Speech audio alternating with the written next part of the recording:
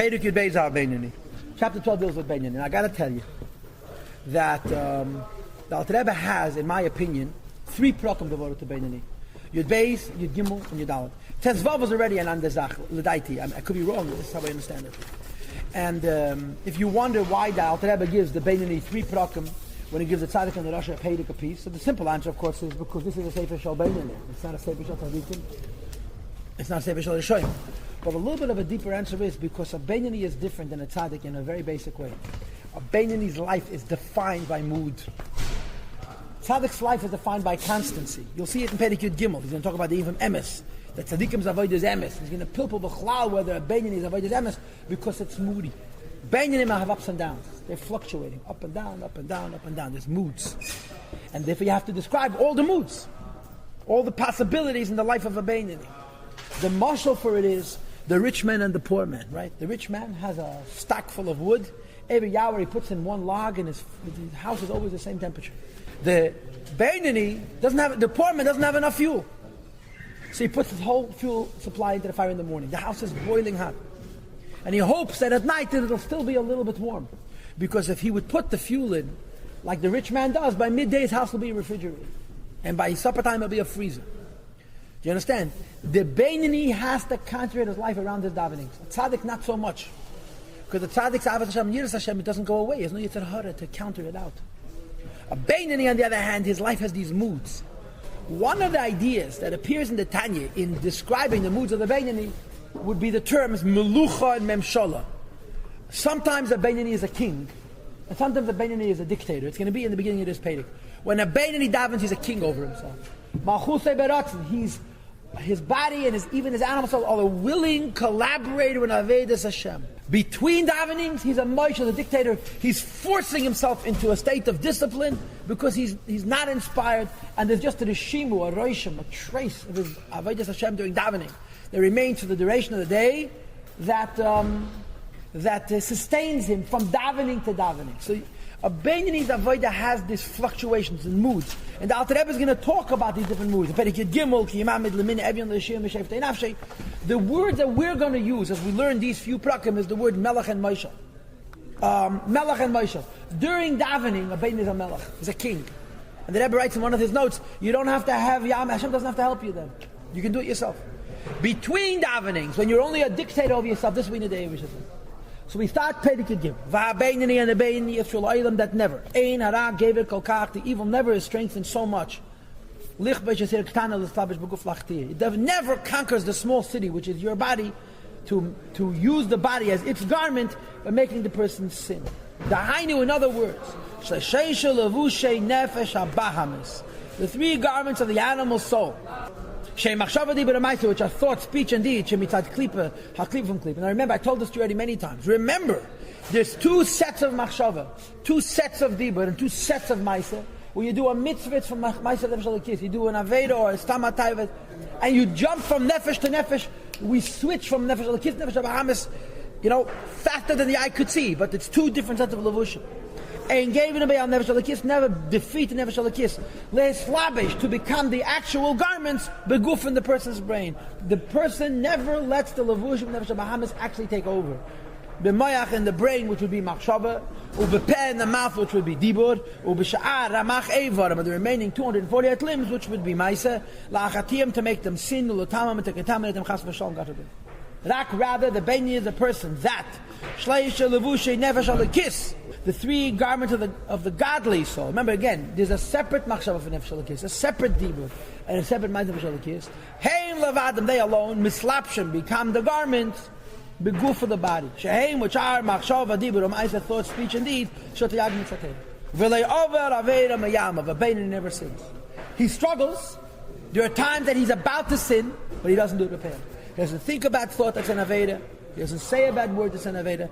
He doesn't do a bad deed, that's an Aveda. Nor does he miss an opportunity to say what he must say and think what he must think and do what he must do. So the Beinani he's surviving by the hair of his chinny chin chin. He's not like a tzaddik that is Avos Hashem, Yiras Hashem. Okay? But in the final analysis, he never lets Nefesh Bahamas sin. But now comes 3 words which are very, very disconcerting. V'layav v'liyelem. He will never sin. How do you know? Well, this really, he never sinned.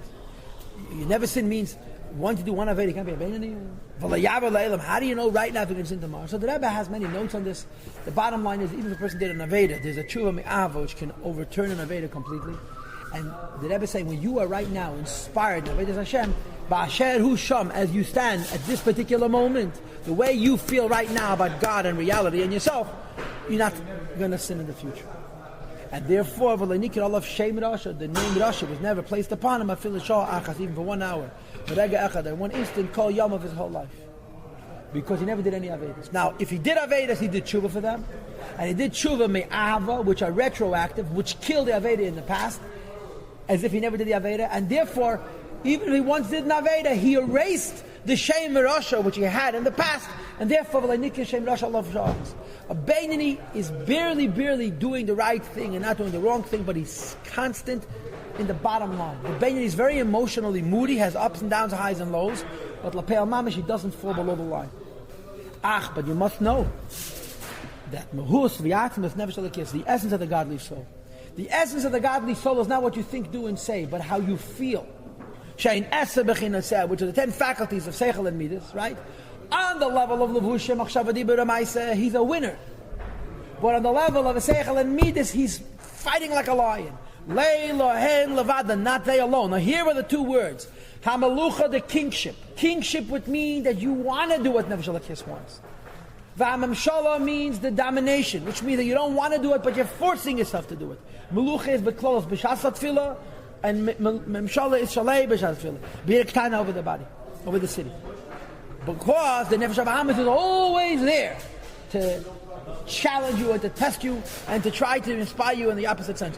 Bottom line, you don't do the Aveda, but the struggle is there. You following? There are only certain times that a Beinani becomes tzaddik kesk. He becomes like a tzaddik. There are moments in the Beinani's life that he has no Yetzer Hara. But as soon as those moments pass, the Yetzer Hara is back, and if he's gotten a rest and a recovery, and he's back with a vengeance. But there are times that a Beinani can put his Yetzer Hara to sleep. What are those? Maybe Shah's Kriya Shema Tefillah, when he says Shema and Damas. That because of his intense concentration and Zugedragenkeit, he can be so focused in and locked in and inspired that his Yetzer Hara doesn't bother him. In addition, she sha'as mechen the gadlos lamaila. The b'sha'as Beinani learns and davens. Daven doesn't say learning, by the way. It says kirishma and davening. A, because of what he's doing. B, because it's an eis rotzen lamaila. On high, it's a time of greater giluyim. The combination of what you're doing and the specialness lamaila affects the gadol here also. Ishas hakesha l'chol adam. It's a special time for a person. This is advocacy for davening in time as opposed to davening late. Because it's a zman, it's a eis ratzon for davening. Sha'azir at that time, because he is mekasher shechabat shalei, he connects his intellect, lavai to the Eibishter, laham igdaita to delve deeply, v'gdulas ein sevar, when the greatness of the Eibishter. Will aid it to arouse us a love to the Eibishter kirish be'esh, which is like fire attached to a coal, which we described in Tanya Teves. First of all, b'chol ha'yemani shebelieve in the right ventricle of the heart. Udavka beita become attached to him. Now, how do you become attached to the Eibishter? How do you become one with the Eibishter? It's only through Bekiyum, Ateiru, Mitzvah, by learning Torah and doing mitzvahs, out of love. Shezehu, Winyan, Mavua, Bekriyashma, which is what we talk about in Krishma. The first Pasha of Krishma, we talk about the Eibishter. The second Pasha of Krishma, we talk about his Gezedes and his mitzvahs, right? V'hoyim Shameya, it calls El Mitzvah Sai. The Heraisa, which is Minateiru, Berchaseh Shalfan Al-Achareha, and the Brachas before Krishma and after Krishma, we talk about Malachim, we talk about Neshamet, we talk about Yitzias Mitzrayim, She'ein Midrabanon to the Rabbanim.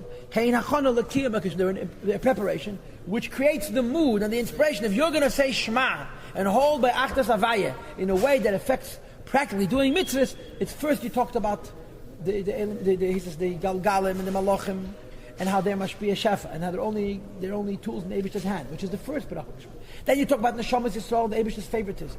And after Krishma, you're going to talk about Yitzias Mitzrayim, how when you say Shema to the Eibishter, you go out of your old limitation and serve the Eibishter. This is the decorations that the Krishma should lift us to a point of Achtas Hashem, which translates in doing Torah and mitzvahs in a way that, for the moment, puts the Yetzer Hara to sleep. At that time, small, the evil in the left ventricle of the heart, kafaf is bent to bottle and nullify to the good. Hamaspashet, which radiates, which expands from the brain, b'chol ha'yemani, into the right ventricle of the heart. Mechabad shebemeich, from the chabad of one's brain. Hamukusharim Gdul saying say Baruch was the Tata, the greatness of the Eibishter. These 4 words, Dafim Kledim, what this means. But perhaps it means the idea of Pintel Yid, which we'll discuss in Perikut Ches, but I don't know. When a person finishes davening, when these great intellectual koiches and concentration and focus, which are connected to Ein Sof, depart. A, I'm not davening anymore. B, it's no longer the Eisratzen of Tfilah Lamaila of Agam Lamata, which puts the whole world. There is an alignment which allows for this separation to take place. The evil comes back and it wakes up. The whole small in the left ventricle of the heart, and a person can desires a the desires of this world and its pleasures. So a Beinani is in a constant fight. There are times that he's a melech, and the rest of the time he's only a moishel. The bottom line is he doesn't give in. Now I want to point out that Alter Rebbe says that when can a person put the Yetzer Hara to sleep? When he davens, or he says Krishma. What about when he learns Teda? And the Teda says that the Pashtas learning Teda is different, because learning Teda is not involved in Regish. The passion is what puts the Yetzer Hara to sleep, not the intellect. In the next page, we're going to talk about the Rabbe. That by Rabbe, it says Leposek Pumim Megis, he didn't stop learning, but his Teda was like Beinani Amispalo Kolayim. The Chiddush of Rabbe is that his Teda was like somebody else's Tefillah.